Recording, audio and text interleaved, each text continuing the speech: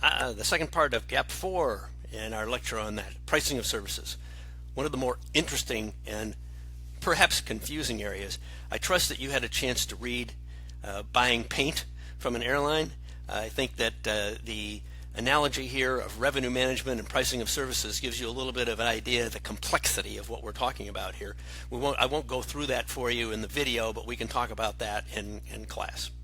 So what we have here is we have a trading money for other services aspect. Remember, we're talking about non-monetary costs when we're talking about services. These are things, when you're manufacturing something, you know exactly how much goes into it. So I have an iPhone here, right? So in my iPhone, we know what every little part of my iPhone costs in terms of what it amounts to, and we can come up with a fixed price as a result of what it costs us.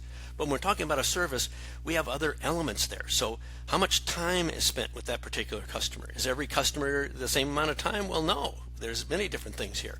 How about the effort? Some customers are very easy to deal with, and others are more challenging. And then we have the psychic costs. You know, the issues of dealing with the emotions and the emotional intelligence that you have to have, and all those kind of things that are a factor of the customer here. All those are going to factor into our pricing. So our pricing issues is we have no reference point. There's nothing is really clear because we can't put a specific amount of pricing on everything.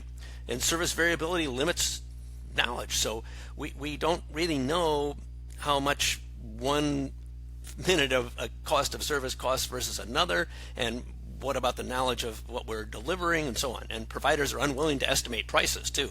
So providers out there don't want to go back and think, okay, this is what it costs and that's what I'm going to charge. So individual customers' needs vary. So different customers, different pricing. Collection of price information by customers is difficult. You know, how do we know what those prices are and what it should be? We're looking at one destination and we see a rate of, like, say, $300 a night for a room, and we see another of $150, and they're both 5-star. How do we know, right? And prices are not necessarily visible. Sometimes we don't really know what the overall cost is in terms of what every element is of it. And then we have the non-monetary cost, the employee's time, the customer's time. So prices do tend to indicate service quality, and this is where the complexity comes into this. So we'll talk a little bit about that in a second. So price is an indicator of service quality. Now this is an interesting graph. What you see here is, can price attract customers? And what this is basically saying is price and the way that people are influenced by it. At a lower price level, it's not necessarily making much difference in where your price is. But when you get up here, all of a sudden, then when the price is really high, then people look at it as being very valuable because the price is high. Does that make a lot of sense? I guess it does. We'll talk about that in terms of the ways. So if it's way up on the curve up here, it infers high quality. If it's way down on the curve, it infers low quality. And how much of the demand is in each area is one of the challenges that we face. Now we can take any of 3 different price structure approaches. Let's start with the cost base. And we've talked about that. In manufacturing, that's how you would do it. You would look at what all your costs were and you'd price it. Well, that's really hard for us to do. We don't know how much the labor really costs. Is it the same? Is a manager's time versus a frontline server's time the same? Not necessarily, right? It's not. But you know, maybe each has a little different role in there. So very hard to do cost base. Let's look down here at demand based. Right now, we do see this in our industry, demand based. We think, okay, there's going to be very high demand. We're talking about revenue management here, so therefore we're going to price things high. So when demand is low, we price things low. But is that really capturing all of our non-monetary costs? In other words, are we paying the bills if we're charging a low rate? And then the most common, I think, you see in the hospitality industry in particular is the competition based. So we look at what somebody else is doing, and when they change, we change. And we have all these resources like STR Global today that are giving us all the tracking of rates and so on. And everybody, where they may not be communicating rates to each other, at least in the United States where that's illegal, the aspect of knowing what the customer is, what your competition is doing, and pacing it on that tends to be where we go. So when one goes high, everybody goes high. When one goes low, everybody goes low.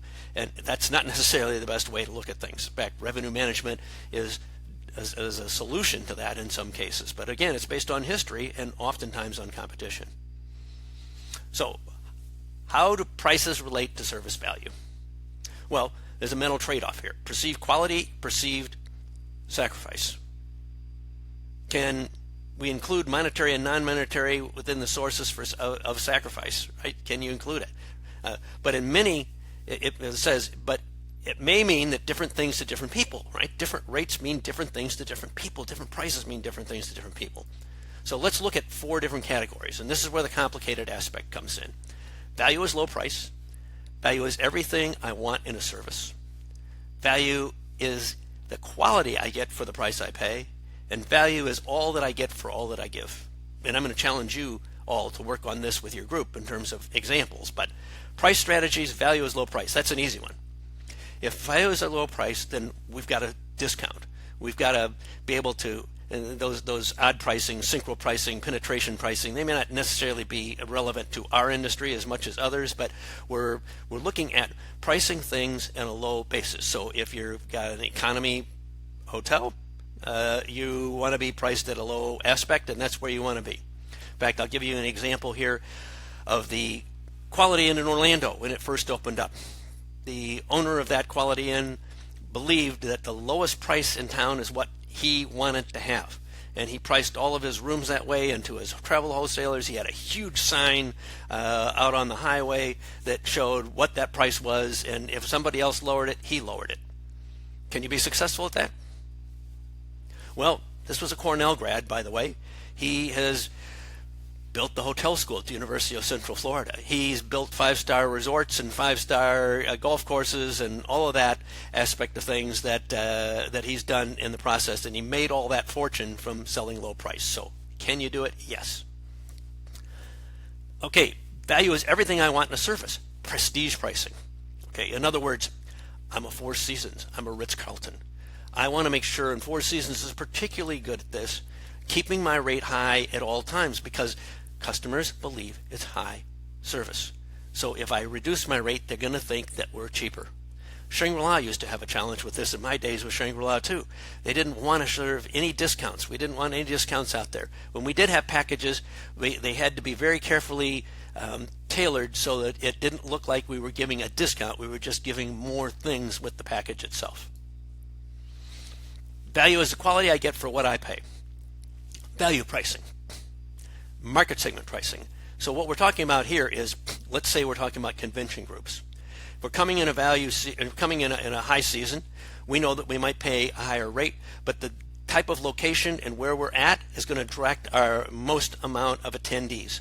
So we're willing to pay a little bit more for that than we would in a less attractive destination. So when we talk about market segment pricing, we can talk about groups and how we deal with groups on different prices and different levels and what our prices might be. The corporate traveler might be another place where we give a good value rate off of our normal high rate to the corporate customer, but it's not a discount. It's not a discount. It's above the average rate, not a discount. And value is all that I get for all that I receive. So price framing, price bundling, complementary pricing, results pricing. What we're talking about here is packages.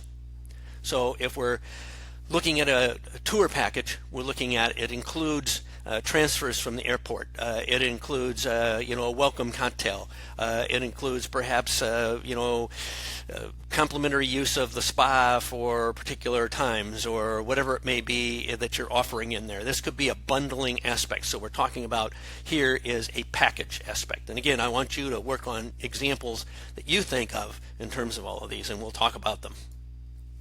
So here's your summary. Value is low price, discounting.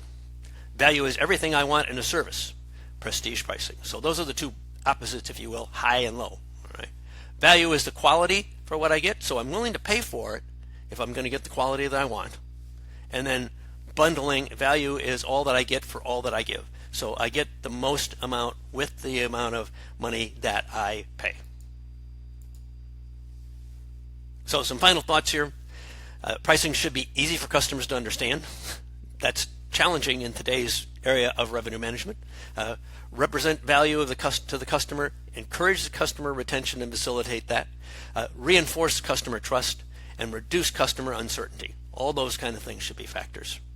And I, again, will let you work on this in terms of a resort and a fine dining aspect, and you can look at where you think they are in terms of the setting of pricing.